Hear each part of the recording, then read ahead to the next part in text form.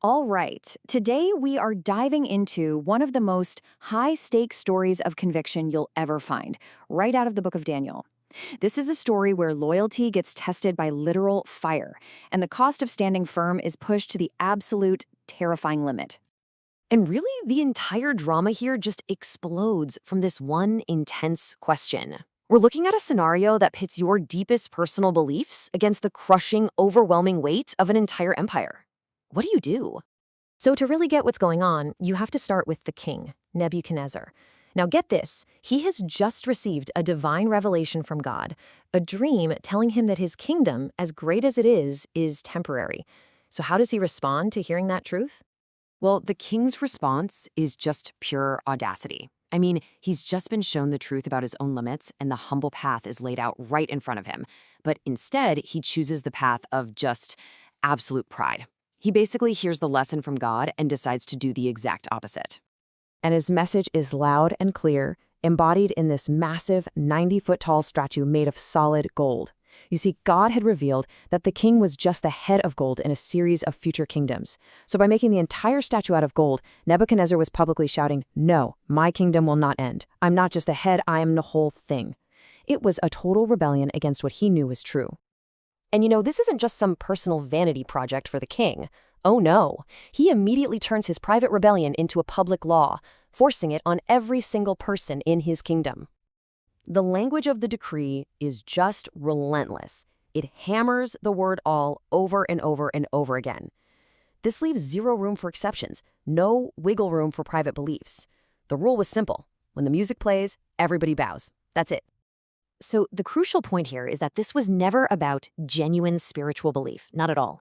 It's a raw political power play. The king is creating a fake unity by force, demanding absolute conformity, with the threat of being burned alive if you don't comply. But then, in the middle of this massive empire, three officials, Shadrach, Meshach, and Abed-nego, refuse.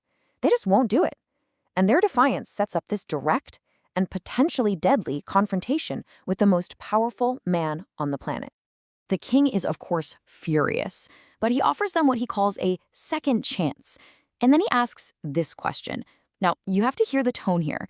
This isn't a real inquiry. It's a taunt. He's not just challenging the men. He's basically daring their God to even try to step in. Their response is just incredible. There's no hesitation.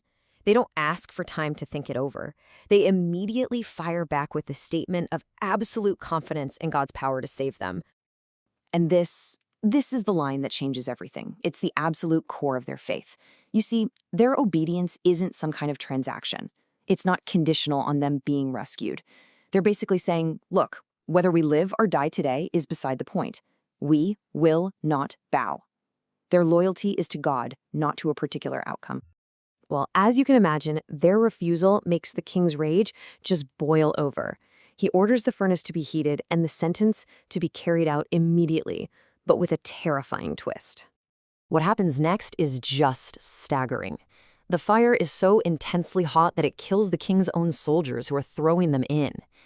But inside the furnace, the three men are not only completely unharmed, they don't even smell like smoke, but their ropes have burned off, they're walking around freely, and they're joined by a fourth, mysterious figure.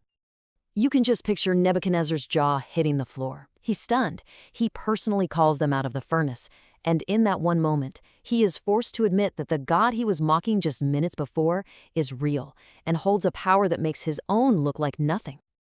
So, after all that, what is the ultimate lesson here? What are we meant to take away from this incredible story of defiance and deliverance? Well, the answer really shines when you compare this event with an earlier one in their lives. Just look at this contrast. In an earlier chapter, these same men showed a quiet, private faithfulness, and it led to them getting favor and promotions from the king. But here in this chapter, their public faithfulness leads them straight into a fiery furnace. It's the same guys, the same God, and the same commitment to doing the right thing. And that's the crucial point. Following your convictions, being faithful, it doesn't always guarantee an easy life. It doesn't promise success or even safety. Sometimes faithfulness is rewarded with favor, and sometimes it's tested in the furnace. And that really leaves us with this final thought to chew on.